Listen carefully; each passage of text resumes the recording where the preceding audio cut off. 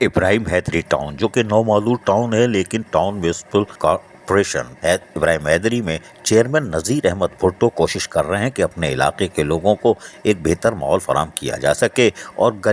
گلی محلوں کے ساتھ ساتھ شاہراہوں پر بھی گٹر مین ہول جو کھلے ہوئے ہیں ان کو ڈھاک دیا جائے۔ یقینی طور پر وہ خدمت کے جذبے سے آئے ہیں اور اسی لیے وہ ان چیزوں کا نوٹس لے رہے ہیں۔ ابراہیم حیدری ٹاؤن میونسپل کارپوریشن کے چیئرمین نذیر احمد بھٹو نے مختلف علاقوں کا دورہ کیا اور خود جا کر ڈھکن لگانے کی ہدایت کی، یعنی کہ مین ہول جو کھلے ہیں ان کو کسی بھی صورت میں ہر طریقے سے اس کو مکمل کیا جائے، کور کیا جائے، تاکہ معصوم بچے، خواتین، بزرگ اور جو فجر کی نماز پڑھنے جاتے ہیں وہ اور ٹریفک کی روانی کو بھی بہتر بنایا جائے، جس سے موٹر سائیکل والوں کی زندگیوں کو بھی محفوظ بنایا جا سکتا ہے۔ ٹاؤن چیئرمین نذیر احمد بھٹو افسران اور ٹاؤن ممبران کے ہمراہ خود رنگ ڈھکن بنانے والی فیکٹری پہنچ جاتے ہیں۔ ٹاؤن چیئرمین نذیر احمد بھٹو نے رنگ اور ڈھکنوں کا جائزہ لیا اور کوالٹی کے معیار کو بھی چیک کیا، جبکہ ٹاؤن چیئرمین نذیر بھٹو نے یونین کونسل چوکنڈی کے مختلف گوٹھوں کے سیوریج کے پانی کی نکاسی نہ ہونے اور مین ڈسپوزل بند ہونے کا بھی نوٹس لیتے ہوئے سیوریج کے ڈسپوزل لائن ڈالنے کی ہدایت کر دی۔ ڈسپوزل کی لائنوں کے کام کا بھی معائنہ کرتے رہے اور وہاں موجود افسران و عملے کو ہدایتیں جاری کی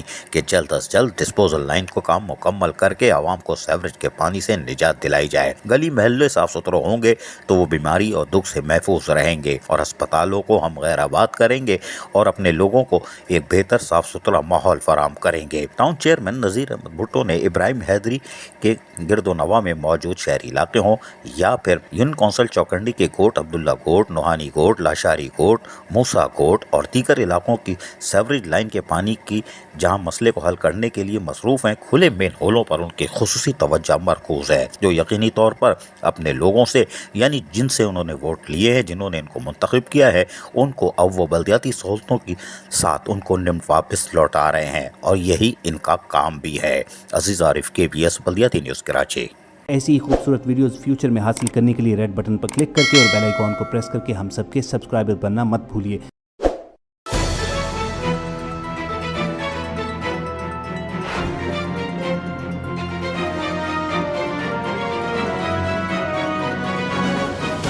KBS بلدیاتی نیوز۔